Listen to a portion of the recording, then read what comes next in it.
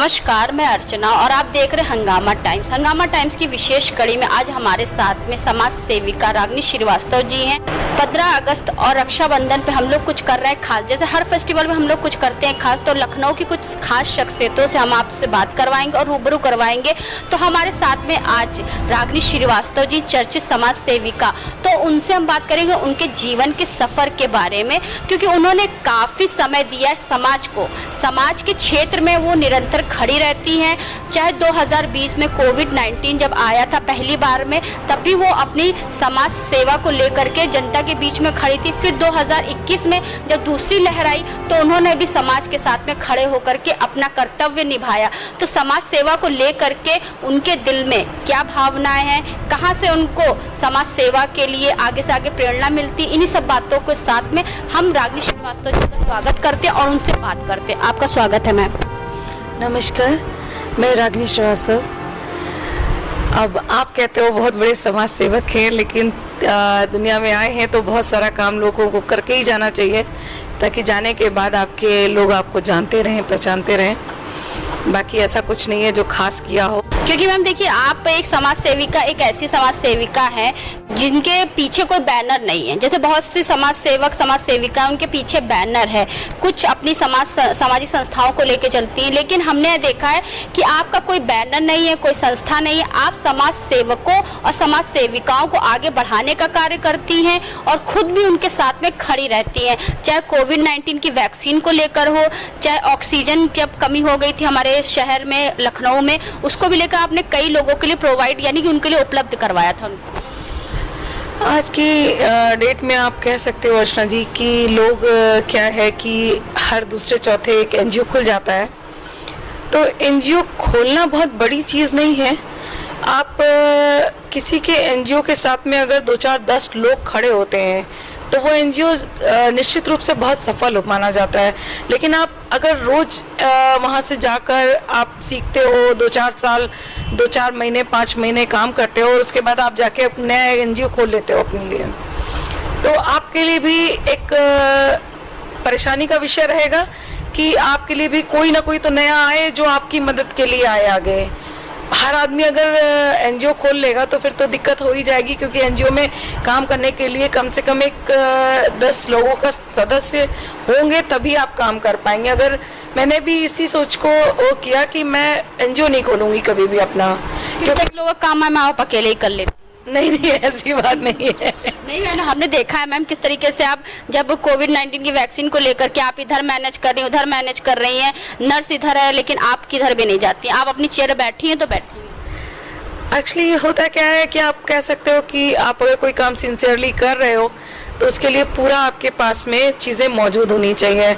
अभी हम भागेंगे, हम अगर उसकी मॉनिटरिंग नहीं कर रहे हैं तो वो ज़रूर, जाहिर सी बात है कि कौन सी वैक्सीन लग रही है मुझे भी नहीं पता होगा। मेरे पास में अपना डेटा ज़रूर, चाहे कितना सरकारी डेटा आ रहा हो, सरकारी रजिस्टर आ रहा हो, लेकिन मैं अपने रजिस्टर पे ज़रूर लिखती हूँ। ज़रूर मैं टीचर और स्कूल प्रिंसिपल से साइन करवा के उठती हूँ, स्टैंप लगवा के, क्योंकि आज ठीक है, आज आप वैक्सीनेशन कर रहे हो, कल अगर ज़रूरत पड़ती है तो कोई भी डेटा हो मेरे पास अवेलेबल रहता है हमेशा।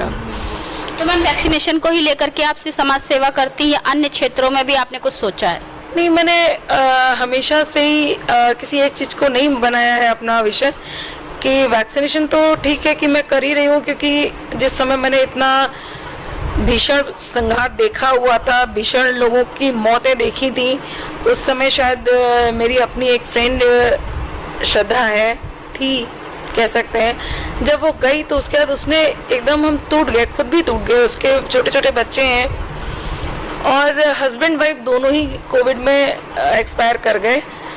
और रात में मेरी उनसे बात हो रही थी, मैंने बल्कि कहा भी कि चलो मैं चल के दिखा के लाती हूँ, तो उसने कहा कि नहीं रागिनी, इस समय नहीं, सुबह अगर तबीयत ठीक नहीं होती है तो मैं चलूँगी तुम्हारे साथ। और वो सवेरा शायद आज तक कभी हुआ ही नहीं। तो उसके बाद से फिर मुझे ये लगा कि नहीं, मुझे जितने लोगों को मैं बचा सकती हूँ तो ज़रूर उसके लिए मेहनत करूँगी। आज भी मुझे यहाँ से करीब 44 किलोमीटर दूर होता है आना जाना मेरे लिए, और SR ग्लोबल इंस्टीट्यूट है, वहाँ करीब 10 से 15 हज़ार बच्चों का एक स्ट्रेंथ, बहुत बड़ी स्ट्रेंथ है उन पे, और उनका जब करना होता है तो मैं 3-4-5 दिन का इकट्ठे करती हूँ। आज भी करीब करीब एक दिन में मैंने 165 का था कि 165 करवा दिए हैं मैंने, लेकिन और भी ज़्यादा हो सकते थे। लेकिन पेरेंट्स की प्रॉब्लम ये है कि पेरेंट्स अपने बच्चों को बड़ा ही नहीं होने देते हैं। वो क्या करते हैं, आधार कार्ड को उन्होंने छोटा कर दिया, अब जिसकी वजह से हमें उनकी डीओ भी नहीं पता चल रही है। हम रजिस्टर में मेंशन करें तो क्या करें। मेरी हाथ जोड़कर गुजारिश है पेरेंट्स से कि प्लीज़ आप लोग अपने बच्चों को वैक्सीन लगवा रहे हैं तो उन्हें बताइए और उन्हें ये समझाइए कि कौन सी वैक्सीन लगाई जा रही है, सेकेंड डोज किस चीज़ का लगेगा, और उनकी प्लीज़ उनके आधार कार्ड से छेड़छाड़ मत कीजिए। जो उनकी ओरिजिनल डेट है उनको मेंशन रहने दीजिए, क्योंकि अभी आपको शायद ये सब चीज़ें बहुत नॉर्मल लग रही होंगी, आगे लंबे समय में ये सब चीज़ें आप लोगों को बहुत तकलीफ देंगी जो चीज़ें बढ़ाई जा रही हैं। कितने साल के बच्चों को कौन सी वैक्सीन लगेगी मैम? 12 से हम लोग 14 साल तक का आपकी कॉर्बेवैक्स लगा रहे हैं। 14 से ऊपर जो भी बच्चे हैं उनको हम कोवैक्सीन लगा रहे हैं, और 18 साल से ऊपर जो भी बच्चे हैं उनको हम कोविशील्ड लगा रहे हैं, क्योंकि कोविशील्ड को थोड़ा सा हम लोग हार्ड मानते हैं, बच्चों पे नहीं हम लोग लगाते हैं। बच्चों को ज़्यादातर कोवैक्सीन ही लगवा रहे हैं। जो 15 साल से ऊपर के बच्चे हैं या 15 साल तक के हैं उनको भी हम लोग कोवैक्सीन ही लगवा रहे हैं, और जो उनसे छोटे हैं तो उनके लिए कॉर्बेवैक्स ही लग रही है बच्चों को।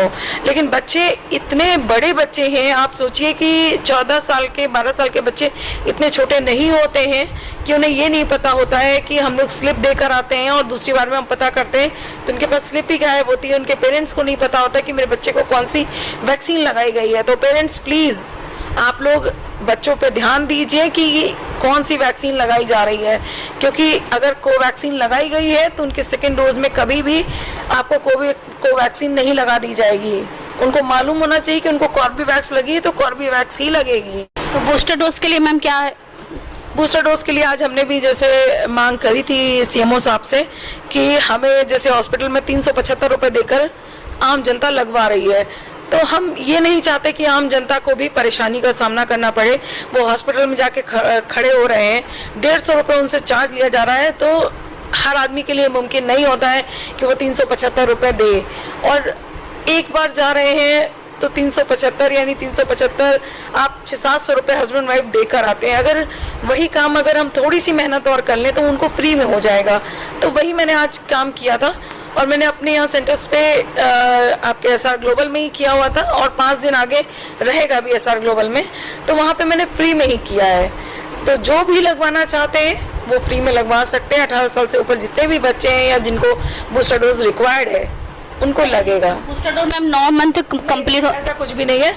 आप सेकेंड डोज के 3 से 4 महीने के बाद में आप लगवा सकते हैं। तो बहुत से लोग कहते हैं 9 महीना कंप्लीट होने। ये सरकारी के लिए था, ये पहले ही सरकारी के लिए। अब भी बहुत सारे लोगों को ये सब चीज़ परमिशन नहीं दी जा रही, क्योंकि मेरे पास में थोड़ा सा ये था कि मैंने सर से मांगा था तो मुझे परमिशन दे दी गई थी कि ठीक है आप लगवा लीजिए। तो फ्री में आज भी नहीं लग रहा है, और ये केवल मेरी अपनी मेहनत थी, या कह लीजिए कि लोगों की ज़रूरत थी कि लोगों को लग जा रहा है फ्री में, लेकिन अभी भी सरकारी तौर पे नहीं है। अभी मैम ये तो रही वैक्सीन की बात, कोरोना मुक्त देश को अभियान के लिए और कोरोना मुक्त देश को आगे मुहिम को बढ़ाने के लिए आप लगी हुई हैं। इसके अलावा समाज की किस क्षेत्र पे आप वर्क करना चाहती हैं जिससे समाज का बहुत ज़्यादा लाभ हो, सुधार हो? आप अर्चना जी, एक चीज़ सबसे बड़ी होती है कि आप किसी की मदद पैसे से मत कीजिए। हम आमतौर पे ये बात हमेशा इस बात को कहते हैं कि आप लोग ये मत सोचिए कि पैसे दे दिए, पैसे केवल 2 महीने 3 महीने तक 4 महीने आप दे दोगे, साल भर के लिए कर दोगे, इससे ज़्यादा कोई मदद नहीं करता है आज की ज़िंदगी में। लेकिन साल भर के बाद वो पैसे खर्च हो जाएंगे। आप उनके हाथ में एक ऐसा हुनर दे सकते हो जो आगे उनकी ज़िंदगी को संवार सके, उनके परिवार को संवार सकेगा। तो मेरा आगे का सबसे बड़ा मुहिम यही रहेगा कि मैं एक लघु उद्योग का वो करना चाहती हूँ, खोलना चाहती हूँ, कि जिससे जो गरीब आम जनता है वो आगे बढ़े। और चाहे वो मसाला करने का, भाई औरतें हैं तो हम औरतों में एक बड़ी अच्छी टेंडेंसी होती है कि हमें मसाले की बड़ी अच्छी नॉलेज होती है, तो मसाले हैं, चिप्स हैं, या चीज़ें आगे भी हैं बहुत सारी कि आपको सिलाई के मामले में आगे हो तो आप सिलाई कर सकते हो। बहुत सारी सिलाई है, जैसे मान लीजिए कुशन कवर्स ही रखे हुए हैं या आपकी बाकी की चीज़ें होती हैं, तो वो सब चीज़ें बनाई तो जाती हैं। समाज सेवा जो होती है वो दिल से शुरू होती है, वो कभी किसी समय से नहीं शुरू होती है। जैसे आप जब हम छोटे थे तो बहुत सारी आंटी लोग आती थी भीख मांगने के लिए, तो हम उनको भी बहुत सारा सब कुछ दिया करते थे। मेरी बल्कि नानी वगैरह बहुत गुस्सा करती थी कि घर के चावल को देने को वो लोग मना करते थे, लेकिन वो जो भीख मांगने वाली आंटी आती थी वो हमेशा ये बात कहती थी कि भाई बिटिया तुम्हारे यहाँ का चावल बहुत अच्छा है, तो हम चाहे छुपा के दे देते थे उनको मम्मी से। उसके बाद रहा तो धीरे धीरे कॉलेज टाइम आया। कॉलेज टाइम में भी जितनी मदद हम कर सकते थे करते रहे, लेकिन जब से ये कोविड आया तो फिर उसके बाद जब से मैंने श्रद्धा को खोया, फिर उसके बाद मुझे लगा नहीं, अब किसी की ज़िंदगी पे नहीं परेशानी होनी चाहिए। किसी का घर परिवार टूट जाए, किसी के बच्चे ऐसी खराब ज़िंदगी जीने के लिए मजबूर हो जाए, तो वो हमसे शायद बर्दाश्त नहीं हो पाया। और मैम हम लोग 15 अगस्त स्पेशल कर रहे हैं और रक्षाबंधन, क्योंकि रक्षाबंधन एक ऐसा त्यौहार होता है जो रिश्तों को जोड़ कर रखता है। भाई बहन का रिश्ता तो जोड़ता है, लेकिन सिर्फ भाई बहन के लिए नहीं, हम किसी की मदद करें या किसी से भी अपने दिल से उसको माने, एक हमारे बीच में बंधन बन जाता है तो अटूट होता है। तो रक्षाबंधन भी आ रहा है, उसके बाद 15 अगस्त भी आ रहा है, तो सभी को क्या शुभकामनाएं देना चाहेंगी? भाई बहन का रिश्ता ही क्या कह सकते हैं आप समाज के लिए। भाई बहन का रिश्ता तो वैसे ही बहुत अटूट होता ही है, और समाज से आपका भी रिश्ता अटूट बन चुका है। कह सकते हैं अर्चना जी। जैसे अभी हमारे साथ पूरी टीम हमारा काम करती है। हम कभी भी अभी जैसे मैंने घर शिफ्ट किया था तो मुझे करीब 10-15 दिन की छुट्टी चाहिए हो गई थी। तो बच्चे आमतौर पे जैसे पवन है, नेहा है, आपकी प्रभजोत है, आपका शशांक है, आपके बहुत सारे बच्चे और भी रहते हैं। वो लोग बहुत मदद करते हैं कि अगर हम कहीं भी नहीं अवेलेबल हो पाते हैं तो वो बच्चे आगे आके हमारे काम को संभाल लेते हैं। तो थोड़ा सा ये रहता है कि उन बच्चों की वजह से सपोर्ट मिला रहता है। और क्या बताएं और कैसे क्या कहें। तो सभी को क्या शुभकामनाएं देना चाहेंगी? रक्षाबंधन के लिए आप सभी देशवासियों को बहुत सारी शुभकामनाएं। आपका रक्षाबंधन बहुत ही शुभ हो, अच्छा हो। और 15 अगस्त के लिए भाई सारी शुभकामनाएं दे सकते हैं, और क्या कहेंगे। तो जिस तरीके से आपने सुना कि रागिनी श्रीवास्तव जी ने बताया कि कैसे उनके जीवन में उतार चढ़ाव आया और किस तरीके से वो समाज के क्षेत्र में उतरी एक महिला के रूप में और समाज को कोविड-19 से मुक्त कराने के लिए। तो उन्होंने बताया कि उन्होंने एक अपनी बेस्ट फ्रेंड को खोया, जिसके बाद उन्होंने देश में इस कोविड-19 जैसी बीमारी जो हमारे देश में आई उसे कोविड से मुक्त कराने के लिए उन्होंने मुहिम को आगे बढ़ाया।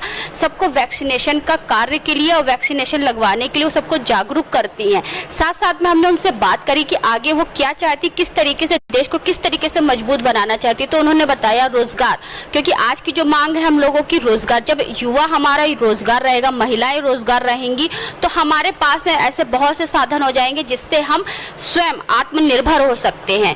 तो हम लोग हमेशा विशेष दिन पे और विशेष कड़ी में कुछ विशेष करते हैं खास शख्सियतों से बात करके। तो रक्षाबंधन और 15 अगस्त में भी हम लोग कुछ खास कर रहे हैं, लखनऊ की चर्चित और मशहूर शख्सियतों से बात करके कि किस तरीके से वो सभी देशवासियों को क्या संदेश देंगी और किस तरीके से देश को आगे बढ़ाने के लिए निरंतर कार्य करती रहेंगी। तो आज हमारे साथ में थी रागिनी श्रीवास्तव जी, जो चर्चित समाज सेविका है। उनकी कोई संस्था नहीं है कि देश में कुछ उनका नाम हो और जहाँ पे भी कोई भी मजबूर हो या ज़रूरतमंद हो उसके लिए वो खड़ी रह सके। तो खास बातचीत में हमारे साथ में रागिनी श्रीवास्तव जी थी और उन्होंने 15 अगस्त रक्षाबंधन पे सभी देशवासियों को शुभकामनाएं भी दी। तो इसी के साथ मैं अर्चना आपसे इजाज़त लेना चाहूँगी। धन्यवाद, बने रहिएगा हंगामा टाइम न्यूज़ चैनल के साथ।